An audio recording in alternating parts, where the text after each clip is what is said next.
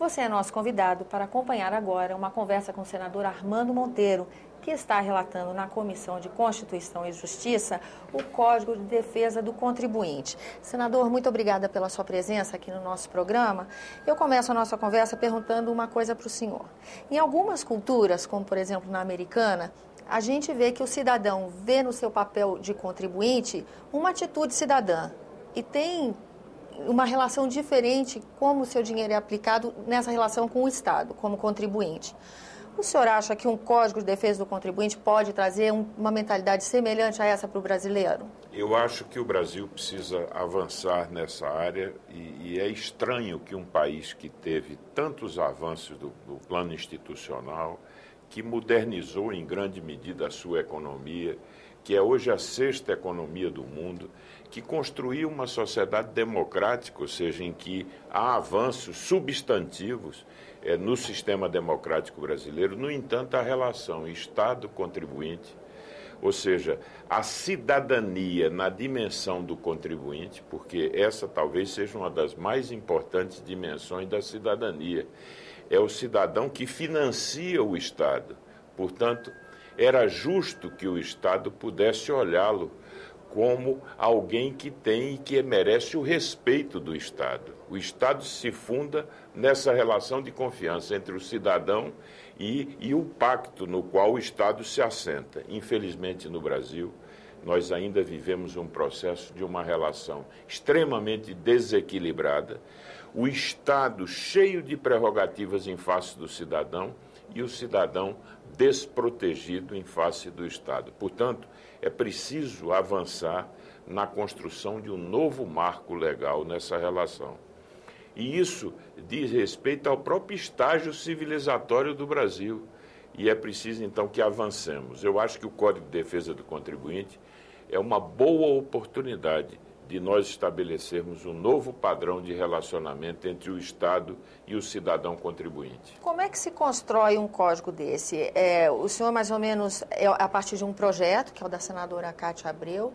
Nesse projeto está mais ou menos elencado o que seriam as distorções que deveriam ser corrigidas. E uma regulamentação para isso? É verdade. Nós temos aí um amplo, vamos dizer, um amplo conjunto de propostas que estão contidas nesse código, que, por exemplo, fixam a necessidade de que haja mais clareza nas normas tributárias, que se possa disciplinar melhor as obrigações acessórias que são impostas ao cidadão, que haja mais transparências e mais informações na relação com o próprio contribuinte, que se possa conhecer, por exemplo, a carga tributária na sua verdadeira extensão. Por exemplo, o Brasil é um país cujos impostos estão predominantemente embutidos no preço dos bens e das mercadorias que nós consumimos, e muitas vezes o cidadão não conhece, não sabe o que é que está pagando de tributos. E mais ainda, o cálculo das alíquotas nominais não corresponde às alíquotas reais. Nossa, porque o cálculo é feito por dentro, ou seja, uma alíquota que nominalmente é de 17%, como você calcula o imposto sobre a base do outro tributo, essa alíquota verdadeiramente é muito mais alta. E também há uma dimensão que toca especialmente, não apenas ao cidadão, mas à empresa contribuinte, que é o processo de compensação tributária, que é extremamente desigual.